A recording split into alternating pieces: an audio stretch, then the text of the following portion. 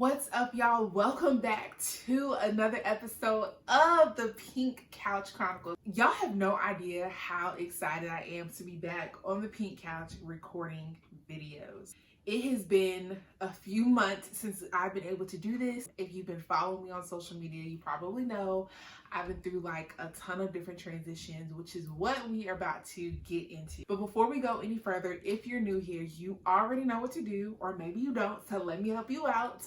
Go ahead and hit that red button that says subscribe, turn your notifications on so that you can get updated when a new video drops. So if you don't know already, I recently gave birth to a beautiful baby girl, Everett Sophia Grace Alexander, August 20th at 8:42 a.m., 8 pounds, 1 ounce, 21 inches long. Y'all, she is the most beautiful, sweet, amazing, perfect little girl ever. And I still cannot believe I'm a whole mama, y'all.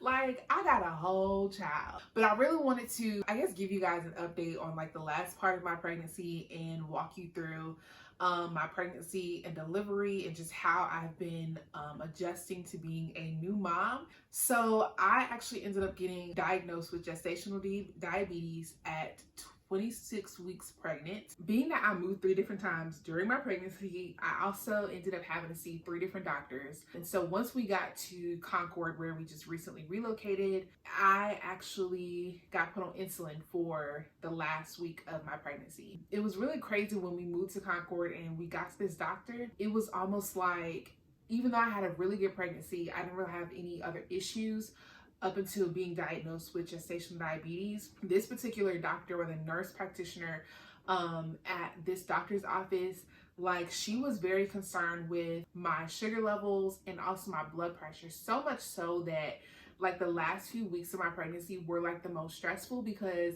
we kept getting sent back to the hospital because either my sugar was high or my blood pressure was high. And she was very concerned with like my health and also with my baby's health.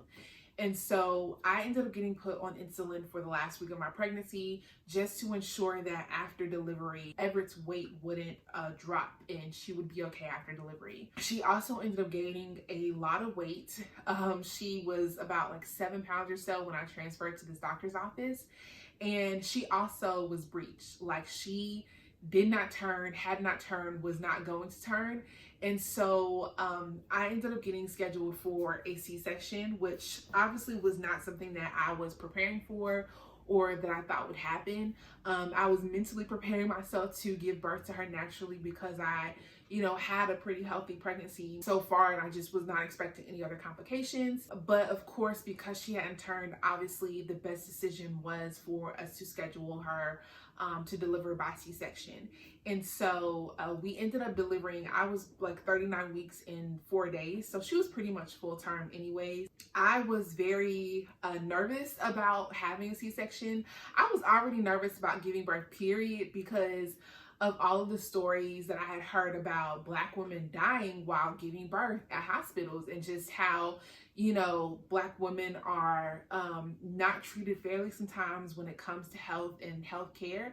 And so I had never been in the hospital. I never had any type of really major health issues, no major surgeries. And so all of this was just very new to me as far as, being in the hospital. And also, I have a low pain tolerance. So I was also scared about that as well. And so hearing that I would have to undergo a C-section, which of course is a major surgery, like, I was nervous. I was scared. The day of delivery, we had to be at the hospital at 5 o'clock in the morning to check in. I'm just a nervous wreck like the whole entire time, but just kind of trying to remain calm so that my blood pressure can stay low. They're sticking me with needles and everything, running tests, making sure everything is good to go.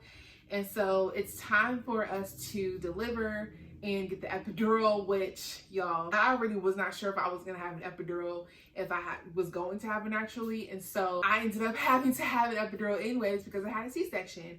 The lady who actually did my epidural, like who attempted to do it, She, for whatever reason, could not get it to work. So she had to stick me like multiple times. I was crying like a baby. And the thing that a lot of people do not tell you is that when you have an epidural, your husband or spouse or whoever's there with you, they cannot be in the room with you. It's just you and the nurse and, you know, whatever other surgical team people are in the room as well. But I was really lucky. I had an amazing nurse who was just like coaching me through the entire thing and just like keeping me calm and, you know, helping me breathe and telling me that I was okay and I'm doing good. So she was like a huge reason why, like, I feel like I was able to get through that, because she just like, she coached me through it really, really well. The lady, I don't know what she was doing back there, but y'all, like, I'm so glad she ain't hit the wrong nerve and leave me paralyzed or something, because she could not get it to work. And so they ended up having to have another doctor come in and do the epidural, and he got it on the first try. And I'm just like, y'all couldn't have him do it the first time? Like, y'all had to have this lady who stuck me like 5 million times in my back and kept missing where she was supposed to stick the thing at. But anyways, once they got the epidural in, like, everything after that was a breeze. They lay you down, they put the sheet up, they bring your spouse or support person in, and it's go time. And like a few minutes later, the scariest part about having a C-section though is just really like being numb and not being able to feel your legs. And so I was really just talking to Chris like the whole entire time they were doing the C-section, because I didn't want to think about the fact that I could not move my legs, because that probably would have freaked me out. After that, you know, it's go time. He and I were talking. They have the sheet up. They're doing whatever they're doing. And, you know, a few minutes later, y'all, my baby came out screaming, and it was the most beautiful, emotional moment ever to hear her scream and then see her sweet, chunky face, y'all. I literally cannot believe that, like, I'm a whole mom and I had a whole C-section. Like, aside from the fact that the lady could not get my epidural to work, but honestly, my birth and delivery experience, I feel like, was one of like the best compared to what I've heard. Even so much as like the recovery from having a C-section, and of course everyone is different, and I don't know if my body is going to recover the next time as well as it has, but I'm just really grateful for how well I've been recovering. Like, I have not met that much pain. I've been able to like move around. I was getting out, moving around like pretty quickly. I was able to go with Everett to her doctor's appointment when she was like 4 days old. I was expecting to stay home, but I felt well. I wanted to go with my baby, so I went. Like, a lot of older people say you're supposed to stay in the house for 6 weeks after you have a baby. That has not been me. And I'm going to tell you why, because mentally, I would not be able to stay in this apartment for 6 weeks. Like, I'm sorry, I couldn't do it. Now, I haven't been all over the place, like, you know, doing whatever, but I just would not have been able to sit still for 6 weeks. So I've just been feeling really well. I've been recovering well. I've been dropping weight like crazy.